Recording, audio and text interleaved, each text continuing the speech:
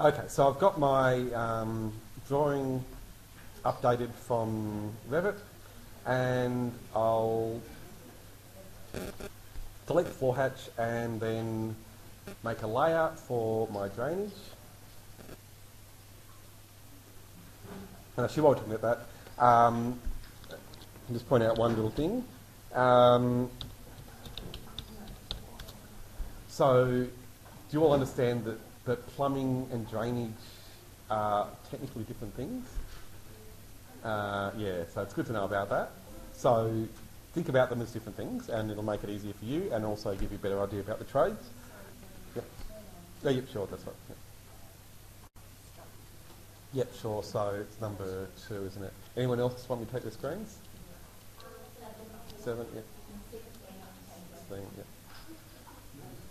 No one else? No, do. Okay, so I've made a layer for drainage, and I'm going to set the line type to hidden. That'll be enough for that. And the colour, again, up to you.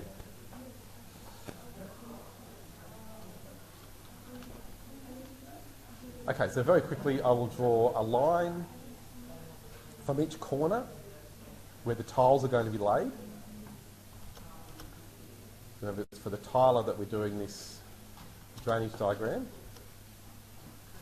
And the plumber a little bit, but yeah, mostly for the tiler. And I can quickly remind you about the trim command. So with trim, I can pick this edge, then enter to finish edges, and then I can choose what I want to trim. And then very quickly I'm going to draw a circle for my floor waste, and then a line in each direction.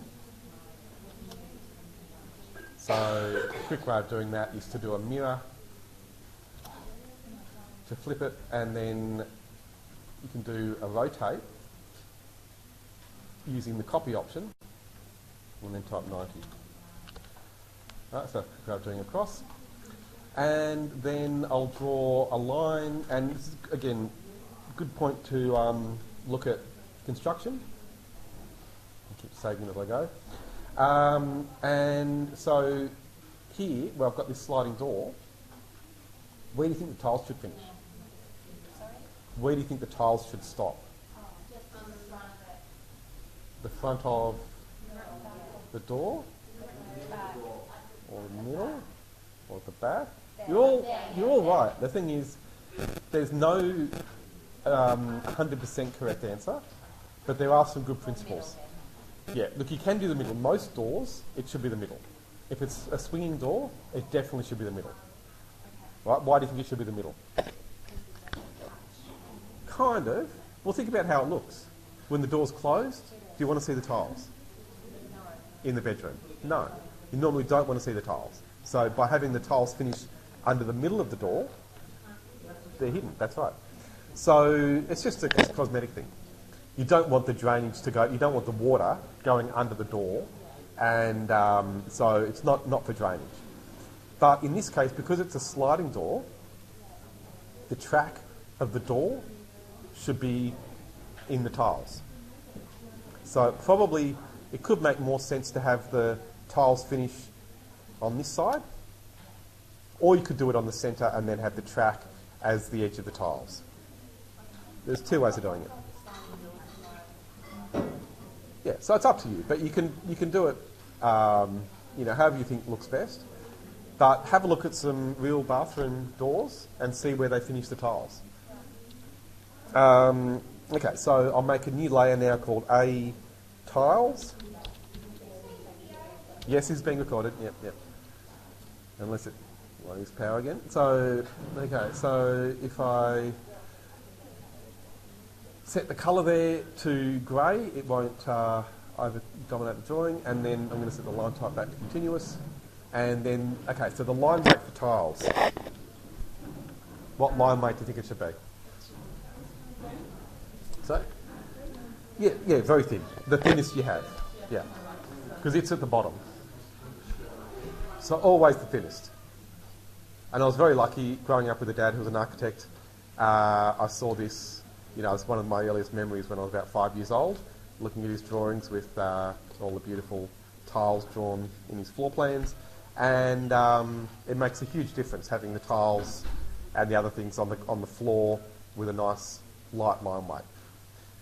And yeah, okay, so I'm going to go and then tidy up the lines here a little bit more. So I'll trim around my vanity. Notice it's a block, but I can still choose those edges.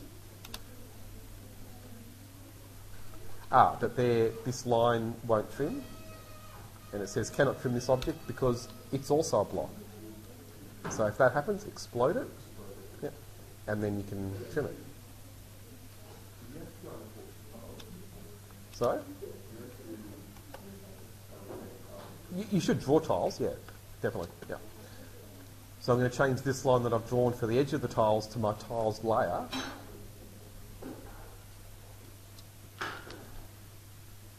And then I've also got things like this shower, which is missing a line.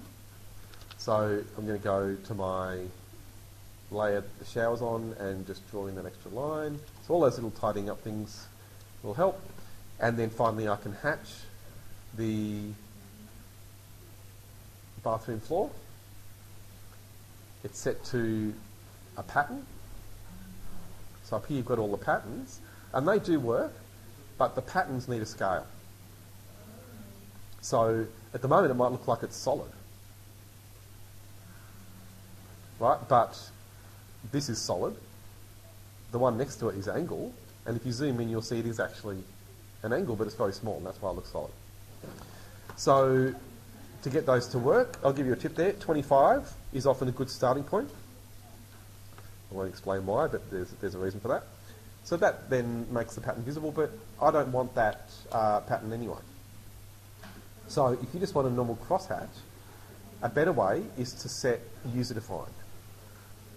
So instead of using a pattern, you can use user-defined, then put in a spacing, and say how big would you want your tiles to be? If that is typical, not the modern large format things which are fashionable, but yeah. So look, large format is a new trend, and it's good if you want to do large format, you can. More typically in bathrooms, you might have smaller tiles. So I'll just do 150. That's more of a standard size. And so there, straight away, you can see that's the spacing. But I want a crosshatch, so I'm going to go here to Properties and just turn on Double. And you can see then the size. Now, if you want to do large format, of course you can. So 300 is actually a fairly large size. You can do that if you want. And so I'll click to place or choose my areas. And it's doing a pretty good job. But notice there, it's leaking into the walls.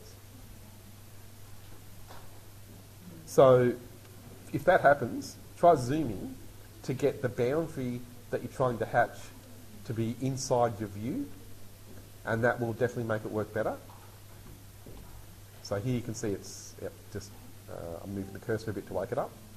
So it is finding the boundary, but it just took me a couple of goes with the zoom to get it to see that boundary in the view, because that's what it traces when it's trying to find your boundary. And again, I get a lot of people complaining about this, going, oh, why can't I find the boundary? You know, it should just do it for me. Well, again, that's a new thing. Most programs still won't find a boundary for you. So AutoCAD's great. When it finds the boundary, that's a good thing. If it can't find the boundary, you can go and draw your own boundary, and it will always work. But if you can find the boundary, that's good. So it's found it. I can click and get the last area that I want. And then the final thing I'll just show you is that we want the tiles to start at a certain point. This will be more important for the next assignment, but I'll show you now. I'm going to use Set Origin and choose a corner point in the room. And that way the tiles start from there. And so we get a whole tile along that edge of the wall there and along the back there. Now notice it's also picked up this area that I don't want. So down here in the system, it's hatching.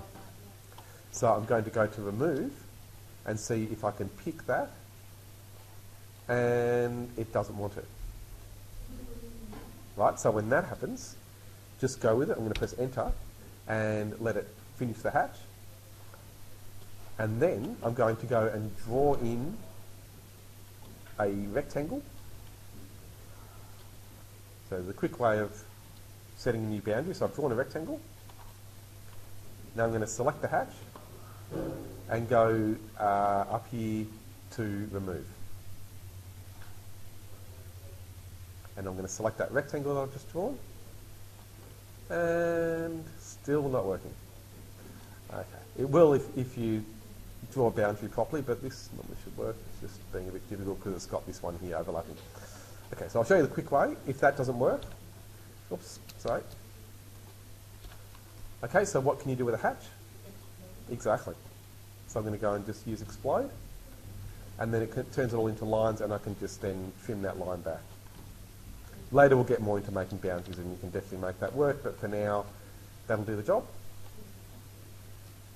So, because you're probably mostly new to AutoCAD, doing the text can be a bit tricky. I'll just show you very quickly how to get a text size that'll work. I'll do it on the model space, so it's on paper space, so it's easier. So I'm going to go to my layout where I can see the drawing. Make sure it's in paper, not model, down here. Say paper. And then I'm going to go to make a text style, so where it's got the annotation panel, I'll click on the text style button. And then I'll make a new style, and we'll call it notes. Or just note. Loop. And then I'm going to make the height 2.5.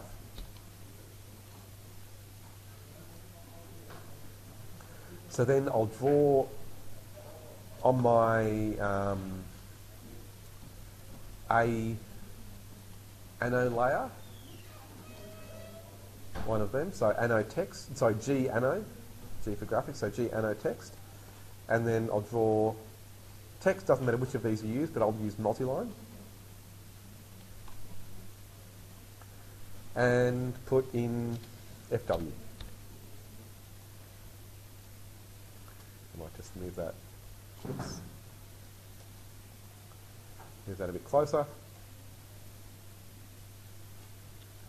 That'll do. Okay, so that's a simple floor waste with the drainage showing, but now I've got to connect that to the riser. So that's the last major thing. So I'm going to make a new layer. So I've made a layer called drainage already, and so I'll make another one called a drain, because they're for similar things. But here I just want to have a smaller dash, essentially. I'm going to click on hidden and then load. And the smaller version of hidden is hidden 2.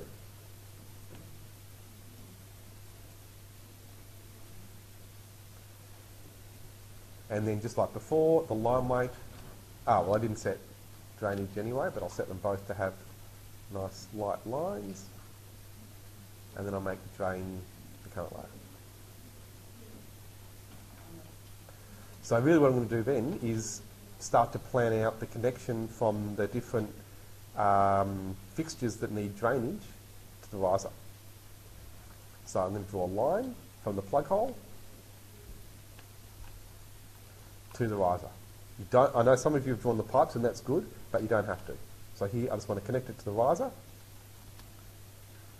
If you, well again, you don't worry about the pipes. So I know that the toilet there can connect to the riser easily because it's backs up onto it. So the shower as well, it's fairly obvious that it can connect, but it doesn't hurt maybe to draw a dashed line to connect it to the riser. And then another line from the kitchen sink, again from the plug hole. I'll turn ortho off now so I can draw at an angle. That's it. So that's... Sorry? No, that's clear. I mean, you can put a cross if you wanted. So you can draw a cross to show that it's a void. and make it continuous lines. So that's fine, or you can draw the pipes, however you like. Yep, sure.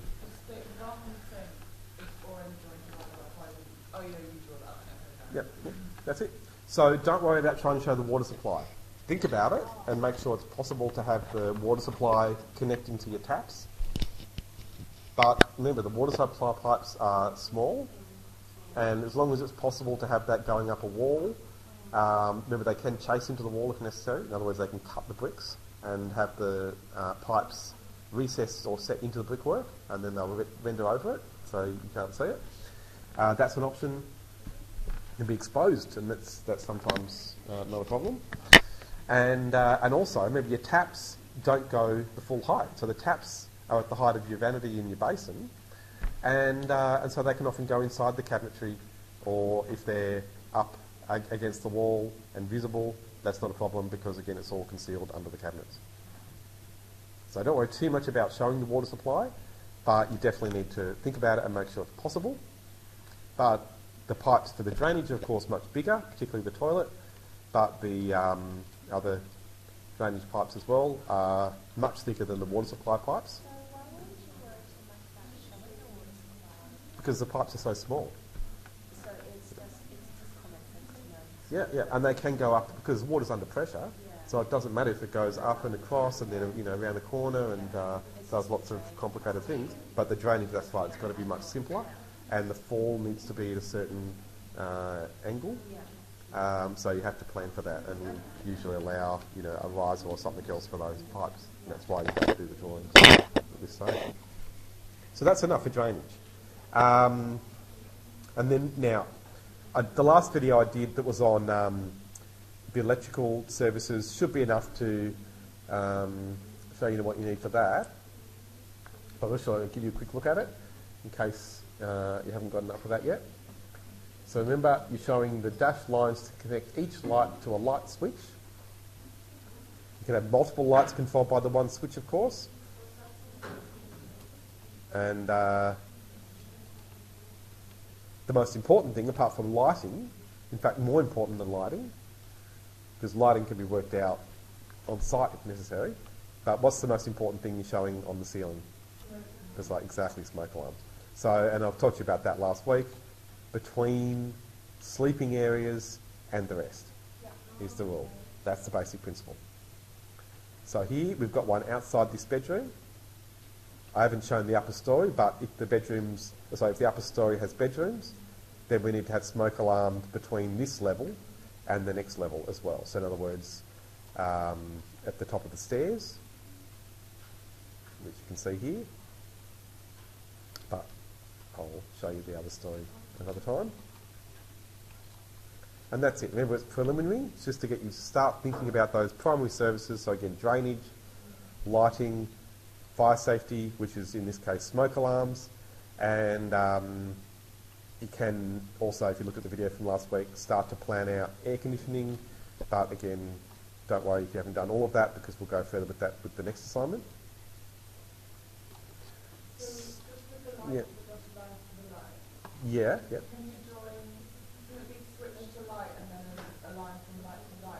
Yes, it can. Yeah, absolutely. That's right. Yeah, that's right. Yeah, absolutely. So that's right. Yeah, just like that. It's fine. Yep, absolutely. It's fine. Yep. Yeah, so it should be simple. Lots of architects work this out on the job.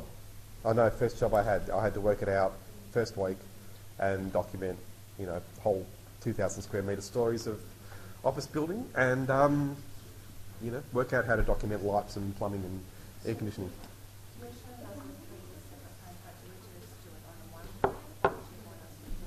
Oh yeah, so then you'll have, okay, so on your sheet, yeah, and so if you've got 2 stories, you might have 2 floor plans, one for each level, and then you might have another sheet for the ceiling plans. So the drawings, yeah, you can combine them. So if you want to make them as A2 sheets first, as PDF files, that you turn into, and then you can, if you want to combine that, that A2 PDF with the A4 report. So do you know how to combine PDF files? Yeah? No? Okay, I'll quickly show you because it's so easy, but if you don't know, okay, so I'm just going to find some PDF files. Okay, so here you can see I've got several different PDF files. I'm just holding down Control to select them. Then you right click, combine files in Acrobat. Yeah. That easy. Well, firstly you need the Acrobat, the Adobe suite installed. If you haven't got it, then you won't get the option. Yeah. Oh, if you've got Photoshop, then you should have it. Yeah, yeah. Yeah, so it should work. Yeah, it should work. If you, well, it'll have a similar option. It won't be right-clicking because it's a Mac, but you can open the program. So when you open a PDF, yeah, it'll have an option here. When you go into there, you can combine. It's under Tools. Yeah, that's it. So let me know if you've got any questions though about the drawings. The drawings shouldn't be a huge part of this assignment, and you all know before I finish doing this about the details, how to get the wall details.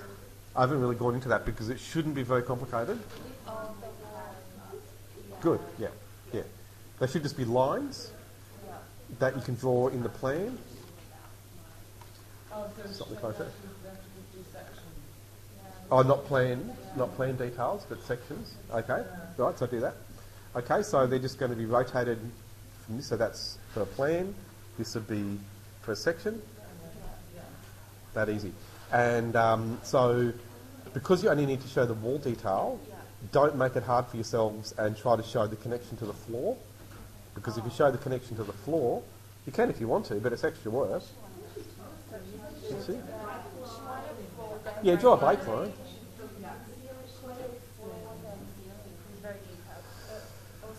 Yeah, okay, you can do all of that, but you don't need to. You're trying to show wall... This is a wall detail, not a wall floor or a wall ceiling detail. They're different things. So, yeah, she's right about break lines. That's definitely a good thing. Yeah, that's right. Yeah, see, they're not showing... Yeah, that's right. That's right. Oh, right. Yeah, that's right. Just the wall. It's a wall detail, not a wall floor or a wall ceiling detail. So again, don't make it hard for yourselves, because if you push for time, having to detail the ceiling or the floor as well is a lot more work than just doing the wall. She just had like the U plate that sits in the box. That's Yeah, all she yeah, was. yeah. Or the bottom plate. Yeah, that's fine. So, yeah. But again, it's easier just to show the wall, and that's the standard thing, to show just the wall construction without the connection to the floor or the ceiling. So you can draw your break lines like I have just there. Oh, she did it. She did it. You can. There are symbols. Yeah. But it's easy to draw just with lines. Yeah. So, and no floor, no ceiling, just the break line each side? Yeah, I'm happy with that. Yeah, because this is preliminary, and you only need to AutoCAD. Yeah, I'll be marking the drawings. You know about what you're saying? Yeah. Yeah. Yep. No, I'm just checking because there's a lot. Sometimes it gets... So that's enough for a cavity wall. But and note it. Yeah, you don't really. You can do some hatching, but the hatching's going to be small. But let's say it's brickwork, then you definitely should hatch it. So She had it like that. And then like... perfect. Yeah, that's right. So that's a wall detail. Yeah, yeah. That's if you're going to have tiles, but this is just a rendered wall. And do we choose which wall in our farm we Yeah, so you need to do one common wall and one internal wall. Common, like Yeah. shares in the Common. Yeah, that's right. So either sharing between the party wall between units, or between the unit and the fire stair or the entry. And that's to show the installation and everything? Yeah, yeah, yeah. Exactly. Okay. Exactly. That's it. Oh yeah, more than you need. Yeah, you can get the fire rating with one brick, so 2 bricks easily. So what are those measurements that you used? Oh, let's just say it's standard. So 110, 50, 110, so 270. Right. Yeah. I just want to If you just want to do standard cavity brickwork, it's 270. The width? Yeah, 270 all up, so it's 110, then 50, then 110 again. So that's 270. Yeah. That's it. So notes would be good to say what all these things are. But I won't do that now because it'll be too much. So yeah, but that's enough. And say, Yeah, that's it.